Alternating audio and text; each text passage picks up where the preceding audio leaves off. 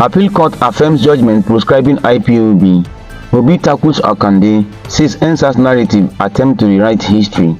5,000 repentant Boko Haram fighters reunited with families, says FG.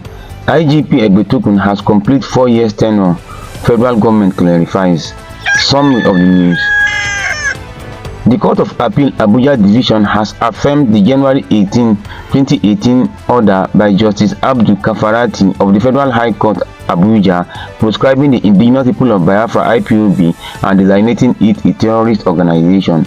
A unanimous judgment of a 3-member panel of justices of the Appellate Court delivered on Thursday held that the federal government acted lawfully in proscribing the group whose activities threaten the nation's continued existence and the security of citizens.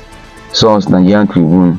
The 2023 Labour Party presidential candidate Obi has slammed the former governor of Osun State Bisi Akande over his allegation that the 2020 EndSARS protest across Nigeria was orchestrated by the Obi's supporters, otherwise known as Obedience, to derail the ambition of the current president Bola Tinubu. Obi and the Obedience movement described Akande's narrative as an attempt to rewrite history, adding that it was insensitive to the memory of EndSARS victims, particularly those who lost their lives. In a recent podcast anchored by a popular broadcaster Edmond Obilo, Akande claimed that the EndSARS protest was orchestrated by Obedience to stop Tinubu's presidential ambition.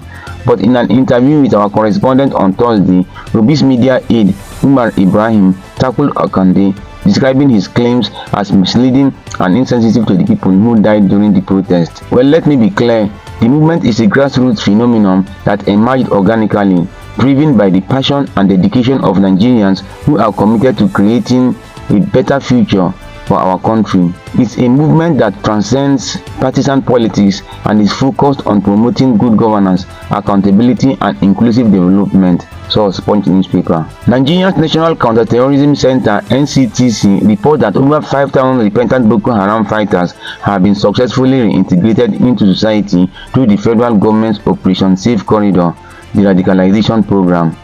None of these ex-combatants have returned to violence after 6 months of rehabilitation, according to Ambassador Mero Musa Abbas, head of Preventing and Countering Violent Extremism. Speaking at the Lake Chad Basin's Governors Forum, Abbas urged the Lake Chad Basin governors and stakeholders to harmonize strategies for managing ex-combatants and demobilizing armed groups, stressing collaboration to address regional security challenges effectively.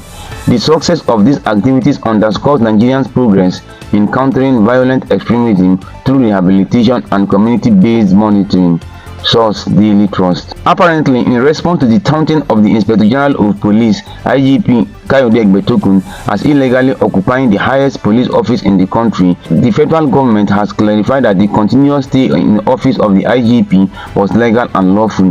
According to a statement signed by Attorney General of the Federation, AGF, and Minister of Justice, Prince Lateef Fagbemi on Thursday night, the federal government said, for the avoidance of doubt, Egbetokun's continuous stay in office is in line with the provisions of the Police Act amended in 2024, which allows the occupant of the office to enjoy a term of 4 years effective from the date of his appointment as IGP, in this case 31st day of October 2023. This advisory is necessary for the guidance of the general public.